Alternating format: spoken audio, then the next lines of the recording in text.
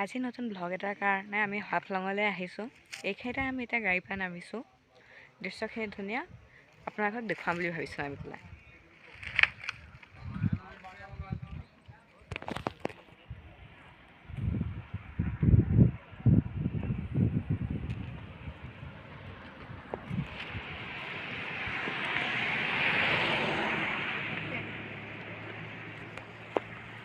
এয়া মোৰ পিছফালে ধুনীয়া ধুনীয়া গছ।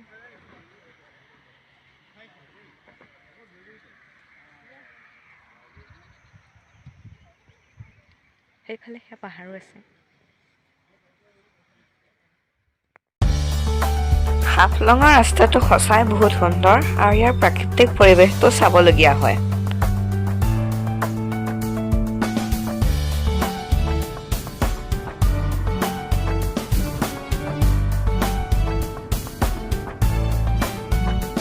নগাঁৱৰ পৰা ডবকা লামডিং হৈ হাফলং যাব লাগে আৰু প্ৰায় 200 কিলোমিটাৰ ৰাস্তা হয়। এতিয়া আমি লামডিঙত সোমাইছোঁ। দুয়োফালে ইয়াৰ পৰিৱেশ কি সুন্দৰ, খুব ধুনীয়া আৰু এই ৰাস্তাৰ শিলচৰো পাবগৈ পাৰি।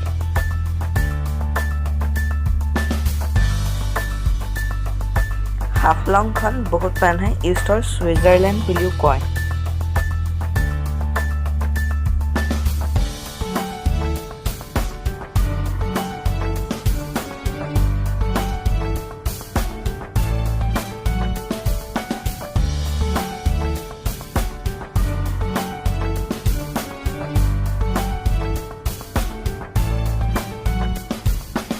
আপোনালোকে ভিডিঅ'টো শেষলৈকে চাই থাকিব। আপোনালোকক বৰ সুন্দৰ সুন্দৰ ঠাই দেখুৱাম।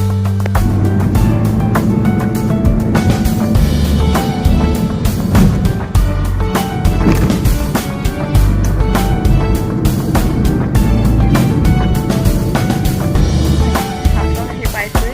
এয়া পাহাৰ তলত টানাল এটা আছে। এই টানালৰ মাজেৰে আমি যাম। ব'লকচোন টানালটোৰ ওচৰলৈ যাওঁ।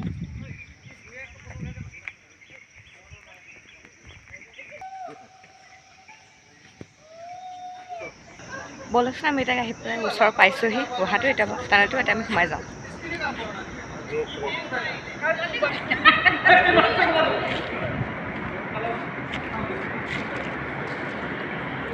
এয়া টানেলটো খুব ধুনীয়া।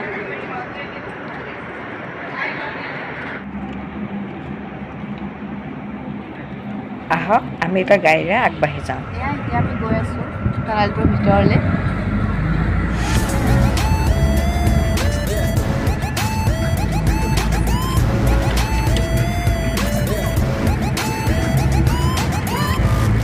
টানেলটো খুব ধুনীয়া।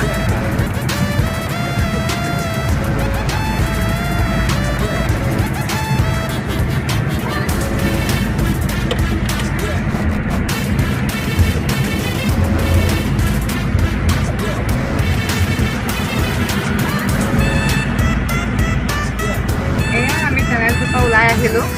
আমি বাহিৰ পাই গ'লোহি।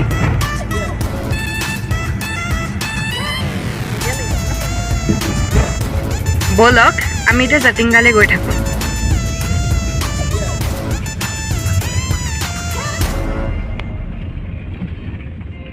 আমি পাহাৰৰ ওপৰেৰে আহিছোঁ।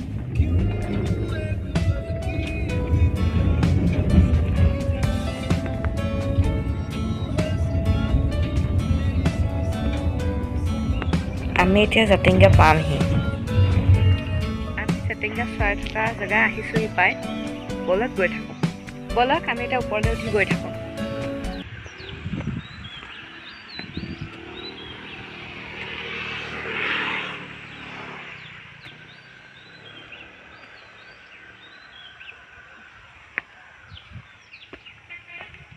ইয়াতে আমি চৰাই চাম এতিয়া। আমি এতিয়া ওপৰলৈ আহি পাই গৈছোঁহি।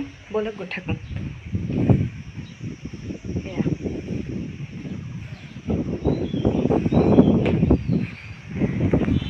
এয়া জেগাখন খুব ধুনীয়া। বহুত জোৰে বতাহ বলি আছে। জুন জুলাই মাহত চৰাইবোৰ সেয়া এনেকৈ উৰি থাকোঁতে পাহাৰত খুন্দা খাই মৰি যায়। সেয়েহে জেগাখনক বাৰ্ডাৰ ছুইচাইড পইণ্ট বুলিও কোৱা হয়।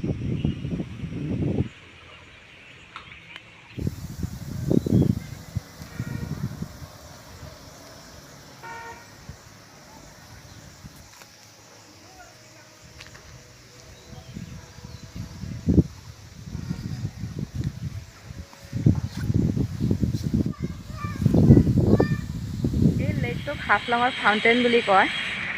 আমি পাৰিলে ৰাতি আহিম, ৰাতি ইয়াত লাইট জ্বলি থাকে। আমি আগতে জাতিংগাৰ বিষয়ে কিতাপত পঢ়িছিলোঁ, আজি দেখা পালোঁ।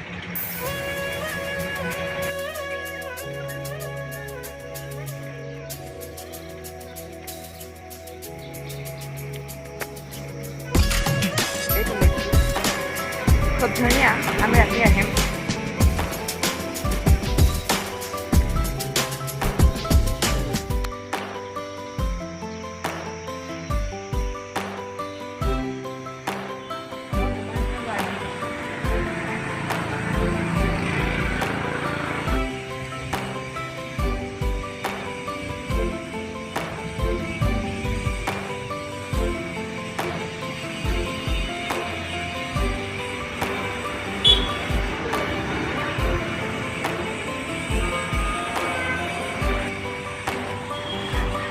ইয়াত বহুত ধৰণৰ উদ্ভিদ আছে। ইয়াত ঠাইখনো ধুনীয়া। হাফলঙৰ মূল ঠাই গেলেৰীৰ ভিউ পইণ্ট, ইয়াৰ পৰাও বহুখিনি ঠাই হাফলঙত দেখা পোৱা যায়।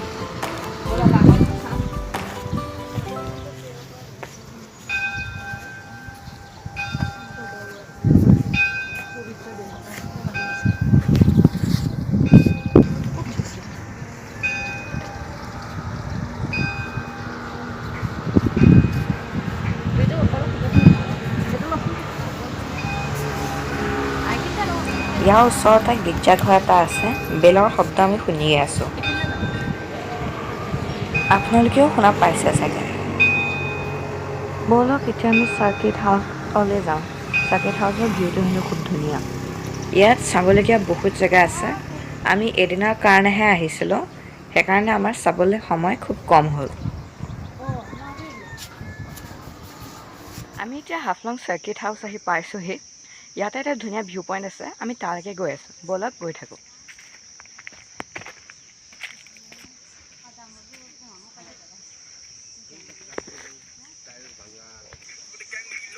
চাওক, এইটো ভিউ পইণ্ট চাই খুব ভাল লাগিছে, আপোনালোকেও চাওক।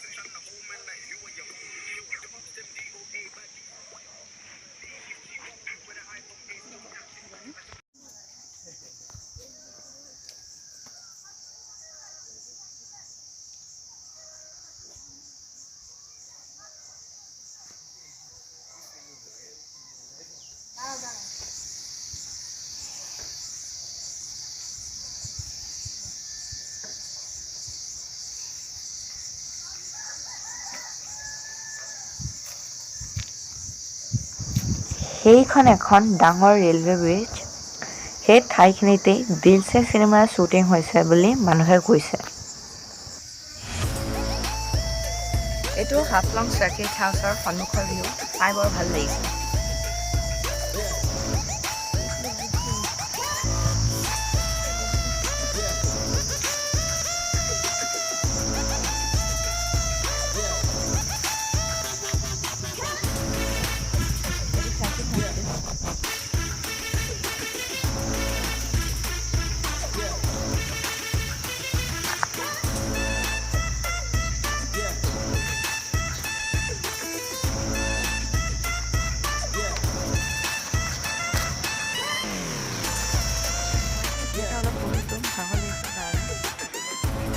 পানী বটল লৈ আহিছোঁ, পানী খাই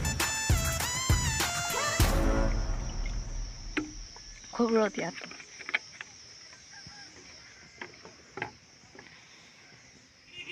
আমি এতিয়া হাফলঙৰ মাজমজিয়াত থকা এটা লেকলৈ আহিছোঁ।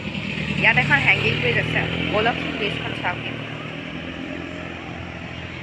এইখন হেংগিং ব্ৰিজ হয়, ব'লক আমি এতিয়া ব্ৰিজখনৰ ওপৰলৈ যাওঁ।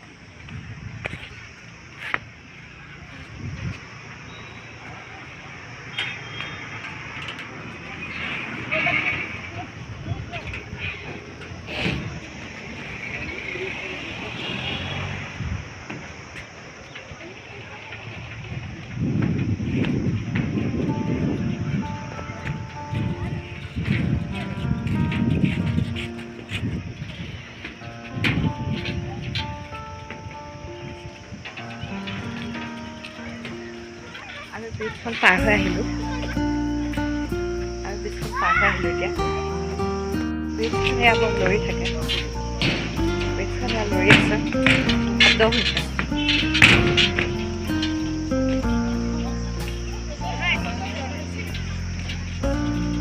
বলক আমি এতিয়া উভতি যাওঁ।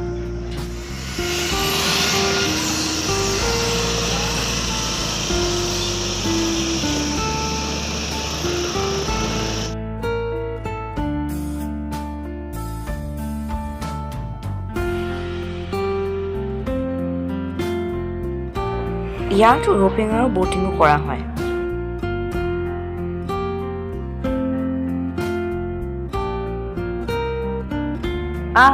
বৰ ধুনীয়া লাগিছে চাহ, আগতে মই এইবোৰ দেখাই নাছিলো।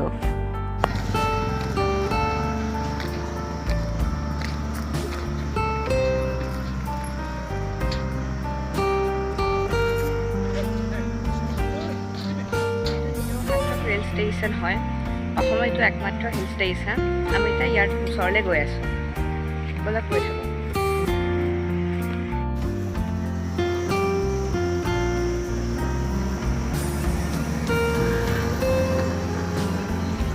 এইটো ষ্টেচন পাইছোঁ, এতিয়া আমি ইয়াৰ ভিতৰলৈ সোমাই যাম, ব'লক গৈ থাকোঁ।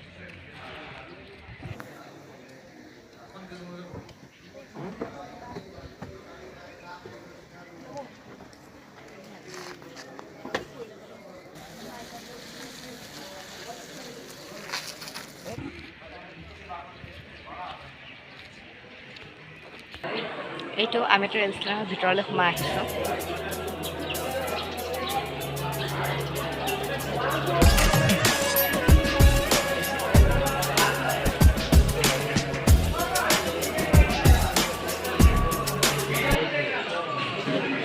ব'লক গৈ থাকোঁ।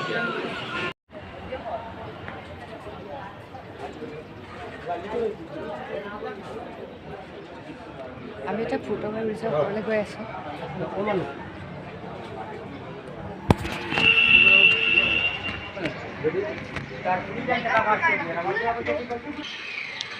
এয়া ৰেল ট্ৰেকবোৰ, এয়া শিল মানে পাহাৰৰ পৰা আহি আছে ৰেল ট্ৰেকবোৰ।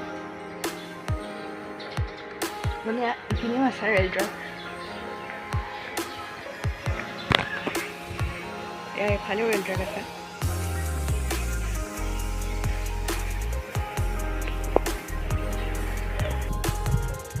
সেইফালে দূৰত্ব অলপ মিলাই দেখা হৈছে, সেইটোৱে সুৰংগ, তাৰ পৰা ৰেলবোৰ ওলাই